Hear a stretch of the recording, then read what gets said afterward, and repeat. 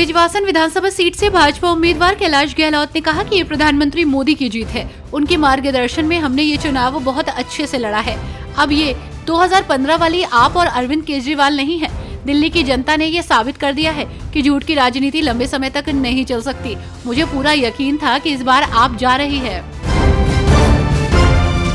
दिल्ली भाजपा अध्यक्ष वीरेंद्र सचदेवा ने दिल्ली विधानसभा चुनाव के नतीजों पर कहा कि ये जीत प्रधानमंत्री मोदी के नेतृत्व में विश्वास और विकास की जीत है। दिल्ली की जनता ने भरोसा जताया है कि अगर दिल्ली विकसित राजधानी बनेगी तो प्रधानमंत्री मोदी के नेतृत्व में बनेगी। दिल्ली की जनता ने अरविंद केजरीवाल के भ्रष्टाचार से तंग आकर उन्हें बाहर किया है। दिल्ली चुनाव नतीजों पर बोलते हुए त्रिपुरा के मुख्यमंत्री माणिक शाह ने कहा कि उन्हें यकीन है कि बीजेपी जीतेगी और इसका श्रेय पीएम मोदी को दिया। उन्होंने ये भी कहा कि विपक्ष अब समझ गया है कि वे बेईमान वादों पर आगे नहीं बढ़ सकते। माणिक शाह ने कहा, मुझे कल भी यकीन था कि हम जीतेंगे क्योंकि हमारे साथ पीएम मोदी है। विपक्ष अब समझ चुका है कि वे बेईमान वादों पर आगे नहीं बढ़ सकते।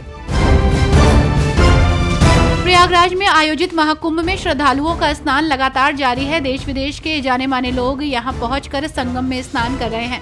इसी क्रम में मध्य प्रदेश के मुख्यमंत्री मोहन यादव भी प्रयागराज पहुंचे। यहां पहुंचकर उन्होंने पवित्र संगम में धर्म और आस्था की डुबकी लगाई। इस दौरान उनके साथ उनकी पत्नी भी मौजूद रहीं। शिवसेना नेता यूबीटी संजय राउत ने दिल्ली विधानसभा चुनाव नतीजे के बाद बीजेपी और चुनाव आयोग पर सवाल उठाया। उन्होंने आरोप लगाया कि दोनों राज्यों के वोटर लिस्ट में छेड़छाड़ की गई। शिवसेना नेता संजय राउत ने आरोप लगाया कि महाराष्ट्र चुनाव से पहले 5 महीनों में 39 लाख वोटर बढ़े थे। बिहार सरकार अब स्वास्थ्य सेवाओं को पेपरलेस करने के मूड में है। मुख्यमंत्री डिजिटल हेल्थ योजना के अंतर्गत बिहार राज्य स्वास्थ्य प्रणाली डिजिटलीकरण ऐप के माध्यम से मरीजों को उपलब्ध तमाम तरह की सेवाएं पेपरलेस हो जाएंगी।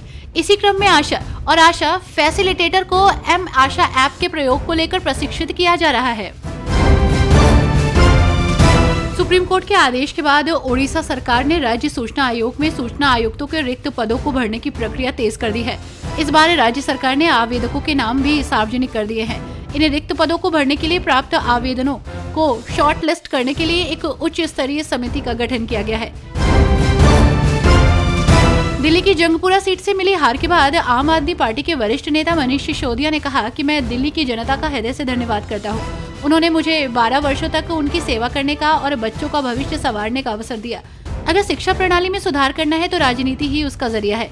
इसलिए मैंने अपना जीवन इस शिक्षा को समर्पित किया और आगे भी इसके लिए काम करता रहूंगा। चुनाव आयोग ने झारखंड उच्च न्यायालय को बताया कि नगर निकाय चुनाव कराने के लिए मतदाता सूची राज्य निर्वाचन आयोग को दे दी गई है।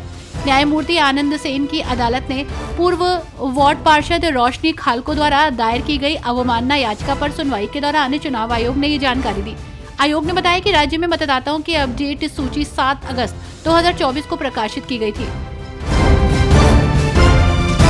हिमाचल प्रदेश में विकास परियोजनाओं के भुगतान नहीं होने और मेडिकल डिवाइस पार्क के काम रुकने पर नेता प्रतिपक्ष जयराम ठाकुर ने सरकार पर निशाना साधा। उन्होंने कहा कि प्रदेश में केवल मुख्यमंत्री और उनके साथियों का झूठ चल रहा है। वहीं मुख्यमंत्री सुखविंदर सिंह सुक्खू ने सरकारी स्कूलों के 50 मेधावी विद्यार्थियों को 11 दिवसीय शैक्षणिक अध्ययन के लिए कंबोडिया और सिंगापुर भेजा है।